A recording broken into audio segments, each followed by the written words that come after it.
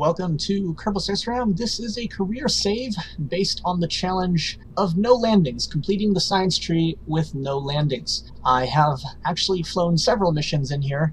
I've put a couple ComSats in orbits and have a ton of prototypes, most of which don't work very well, that have all gotten science in some way. I named my first set of them Moho. I named another set Gilly, and this is the first in the Eve series of launches. And it's my most ambitious project yet. We're going to launch Bob Kerman. It's one of the 3 crew we have remaining accessible, and try to get him in orbit with a mobile processing lab that has docking ports, so we can hopefully hook more things up to it in the future. And we have a contract right now, I believe, for test flight. Yeah, I actually was supposed to have already completed that, but I messed it up. Yeah, go on an orbital spacewalk and return from ESC. With the rules of this particular mission, I'm not allowed to do that, so I can't actually complete that contract. However, I can test the small landing gear in orbit, although I'm not doing that with this mission. This mission is to set up the future of the science of our program, or at least one future. Another future may be going to the moon. Well, definitely will be going to the moon or Minmus. Those will be with probes, though, as I can't return any Kerbals home, and I do have a life support installed, a life support mod installed, the USI life support, I believe it's called. It's a very simple one, and I don't really have much experience with it. I added a couple supply packs to this, and like I said, it has docking ports, so hopefully this module going up into orbit with only one Kerbal on board will last indefinitely. But as it is right now, I'm just going to click save again to make sure. I barely have the tech to launch something like this, and well, according to this, I have 3,517 Delta V available to me. I believe if I were to click that onto vacuum, wow, 5,181. So this is definitely overbuilt. That's intentional, considering I'm likely to screw up some of the flying it to orbit part. This has to be remote control flown to orbit because, well, there's only this probe down here that's launching it, and then there's another probe up here because I realized it would automatically be marked as a piece of debris, even though I have a Kerbal in there, if I didn't have something to control from. And this has no control method other than that tiny little probe at the top. It also has some science hidden away up here under the service, in the service module up there. But yeah, it's a very, very basic craft, and hopefully everything goes as intended. As everything else in this particular save so far, this is an untested prototype. Everything tests by whether or not it survives the... Whoa, okay, that was laggy for a moment. Everything is tested by whether or not it survives launch and makes it into orbit or does anything it's supposed to. There should actually be somewhere really close by. Maybe I need to hit F4 again. Ah, there we go. Yeah, Jeb is right there. So Jeb is the exception, in a way, to the no landing rule, in that he never landed his first craft, but he jumped out and parachuted out, and I can't recover him, and that was because I installed a mod that was supposed to start with unmanned launches, but for some reason it didn't work. And there's actually some other stuff here that crashed. I don't think a crash really counts as landing. There is one landed craft over there, and there's a couple other crashed crafts in other locations at other launch sites, but my modification to the rules was that landings are okay, recovering vehicles is not. So no vehicles are allowed to be recovered. I'm just going ahead and hitting the Z for full throttle. I had already done that, but I was paranoid and wanted to make sure everything was all set. Anyhow, my first 2 communications satellites are in very strange orbits because the launch vehicle was not well designed for them. So you can see they are still connected, they are still useful, but the network is not what it should be. In any case, wish me luck. Here goes nothing. Well, it got off the pad with a nice boost, and it's accelerating quite nicely, so that's a good sign. I love that, the freaking exhaust coming out the sides there. And we're accelerating quite quickly this low in the atmosphere, which is good. I'm not quite sure exactly how long all this fuel is going to last. I'm actually going to throttle down just a little bit, although I know that I don't need to slow down that much in the low atmosphere. Okay, getting some Mach effects.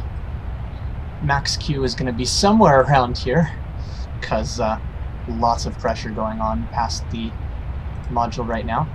I'm not really going to pitch over early, even though that would be more efficient, because I don't know how well this is going to go, and I don't want to risk losing a craft due to some sort of mishap involving that.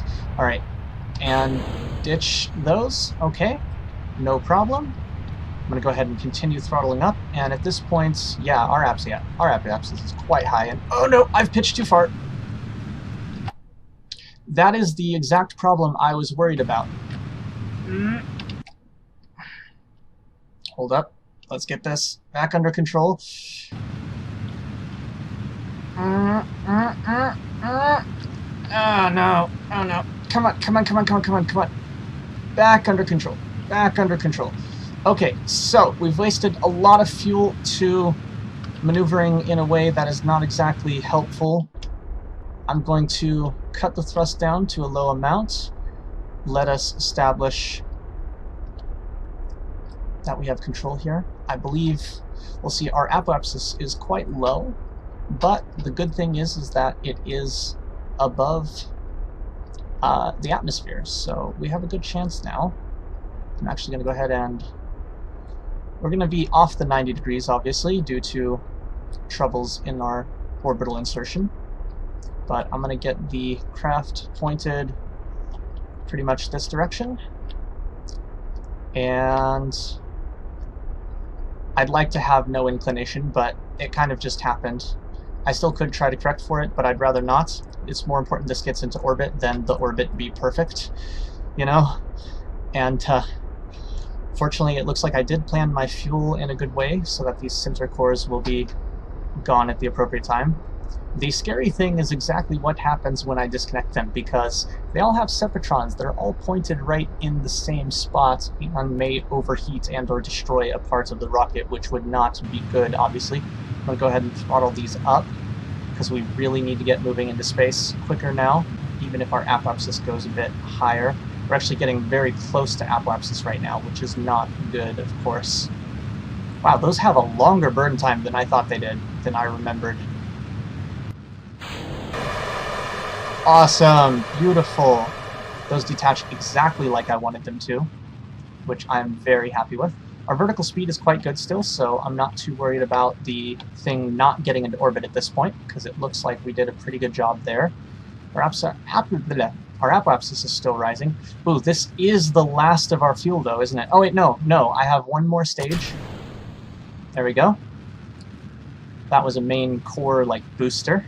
And now we have the orbital insertion stage, which looks like it will definitely get the trick done. Unfortunately, I haven't unlocked the ability to see how long I'm taking to get to apoapsis, and I know I'm quite close to it, but I'm not there yet, which is a good sign.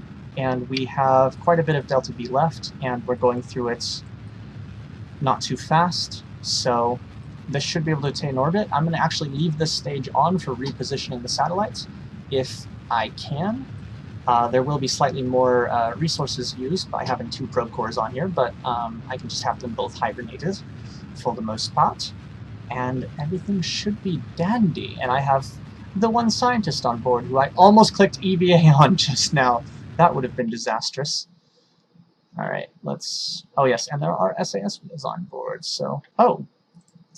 Well, what do you know? I can point it at prograde. That is handy. Now... I do want to... I actually want to take this off of the staging. Oh, I cannot. Okay, so I just have to make sure I never hit spacebar, because that will be the end of the trip very quickly. I don't know why I decided to go into a slight accent there, but I did. We're technically in orbit. I'm going to see if there's anything... Well, that's not worth keeping. That's not worth keeping. Okay. So, can't get any immediate science, but we do have stuff up here now. I'm going to go ahead and deploy this solar panel, which I believe, yeah, it's the little blocky one, which unfortunately is going to be right next to the ladder.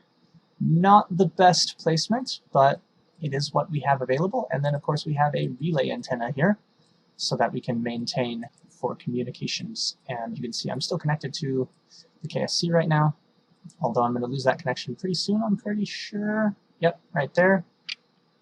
So I have no control, or limited probe control. I don't remember what I did to set that up, but I have it set so I have limited control instead of no control. And I also have, yes, I have one of my relays actually sending me a link, which is pretty handy. I think that I connected to the... Nope, I'm still on the relay, which is handy because, you know, okay, I'm going to increase my periapsis to... Oops. I guess I'll go up to 105. 105 on the apoapsis, which is now on the other side of the planet. I'm actually going to go ahead and tell it to connect to retrograde. Then I will start time warping. Ah yes, cannot time warp faster than 50x. I'm actually going to set that back to prograde, because once I come out of time warp, I should be at or very near to my apoapsis, which is what I want to do. And there we go. Pretty close to a circular orbit, and a little bit inclined, which is not the best, but we are good. We are good. And those communication satellites are doing a good job, even though they're in terribly positioned orbits. So at this point, we now have the ability to process science in orbit. Now let's see how this works. I'm going to see. Okay, transfer crew, no. Auto-ship disabled. Transmit science. I don't think I have anything. Yeah, I was going to say, I don't have anything there. KerbalNet access. I forget exactly what this does, but oh, I can set a waypoint or whatever. Okay. Level up crew. I believe they're already leveled up. Oh, no one's ready to gain experience anyhow. Start life support. I'm guessing that's from the mod. I don't need that right now because I have these supplies, and oh look, they're being used already, but they are there to be used.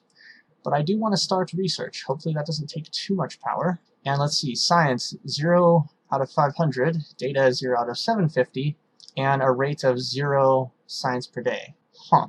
What does start life support do? Life support 100% load. Okay, interesting. It seems I can run both of those at the same time, which is good. I am going to want to run hibernates on this probe if I can. Hibernate on.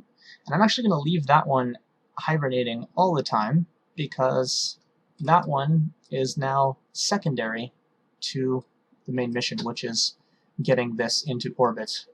Thank goodness I got it into orbit. Now what do we call this? Eve-Rise Station. That went better than expected, to be honest, because like I said, I had not tested any of this. I was not sure at all if anything was going to work. We are running out of electric charge fairly quickly, unfortunately. We do have quite a few batteries on here, but unfortunately not enough. I wish I could tell exactly how much research is going on. If I stop the life support, that's about 1 per second. The research is no. Is that indefinite life support if I leave that on but don't have the other thing on? I don't know. I don't know the difference. Either way, I'm not going to worry about it. Huh, it's interesting that the resources view doesn't show my snacks, or excuse me, supplies. Asymmetric design as well, if you didn't notice. We have a battery, solar panel, and a communicatron on this side, and then we have the relay antenna on this side, and those are kind of roughly balanced. Oh, let's go ahead and jettison the shroud. Wait, I thought there was a... Oh, I'm going to have to do it with this button, aren't I? Whoops. Let's go ahead and get that down there into its own stage. And there we go. Shroud jettisoned. And the shroud was hiding another battery and some science stuff, which I believe there's no point in me... Yeah, no point in me using right this moment. And also, you might have noticed, the docking ports that are available on here are offset, not quite at a 90-degree angle. In fact, I just noticed that this relay antenna and that solar panel are actually not exactly opposite of each other. They were supposed to be, but the docking ports are perpendicular to those, or at least very close to perpendicular, so that there's less chance of running into them when another module is eventually docked to this. Now that it's here, I will want to launch, you know, Science Juniors and mobile processing, or GOO labs and whatnot, although those would only be containing science from low Kerbal orbits, so there's not much point in bringing them here yet, although if I send things to other places and then bring them back, they would be useful to connect to here to get even more science. I don't know if I'll need to do that or not. I think the next thing to be designed and launched should be something to go to the moon. However, going to the moon, a little difficult, not super difficult. In fact, if I just redesigned that launch vehicle, if I use that exact same launch vehicle and just put a science system up there instead of a mobile processing lab, I could very easily send something, and I could actually send a lot of things because that launch vehicle was pretty damn powerful, actually. And here you can see this tech tree that I'm basing everything on right now, so it's not quite the stock tech tree, but something went slightly wrong in that I didn't have the unkerbal parts that I needed immediately. But you can see I still have a long way to go, although, wow, I got 11,000 right now. Might want that precision propulsion, might want that advanced fuel system. Actually, I definitely want the advanced fuel systems and the precision patrol. I can't speak. That's for docking stuff. That's structural. Field science. See, this is completely useless to me because it's all, it's some robot parts that might be useful, but it's all ground stuff, which I definitely don't need in this particular playthrough.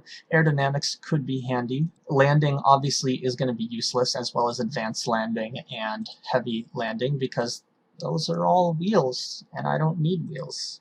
What's advanced flight control? Oh, RCS. That would be handy. Vernier thrusters are also handy. I think I should try to get some more science parts unlocked, though, because I believe maybe in their advanced electrics there might be... No, but it's further along, isn't it? No. No. Well, here's one thing I want. That's unlocking extra science capabilities. That gives us a very, very tiny probe core, so I do want that. Yeah, fuck it. I'll just do it right now. I have the science. I want to use that tank on something, so... Oh, the vector is all the way under the very heavy. 500 science. Everything... You know what? It's about time we upgrade this, yeah. Patch conics, more DSN power, and... Patch conics, more DSN power, unknown object tracking. Ooh, unknown object tracking. That means asteroids. I'm actually not going to do that yet, though. Not until we put a telescope in orbit, because I want to put a telescope in orbit. Oops. Flagpole fully upgraded. Oh, cool. What's the astronaut complex? 12 EVAs in place flags. Unlimited. Well, I'm not running out of them yet, but I might in the future. And then, of course, that's the last stage there. I don't think I need... I'm doing fine with all of these things. I don't really need any other stuff. Well, see, I'd like to do a rescue mission, but that would require landing and recovery, specifically. Surface outpost, again, I can't do that. Hauling a decoupler onto an escape trajectory from Kerbin is actually probably very easy, so I'll go ahead and do that. And I'm going to leave the rest alone for now.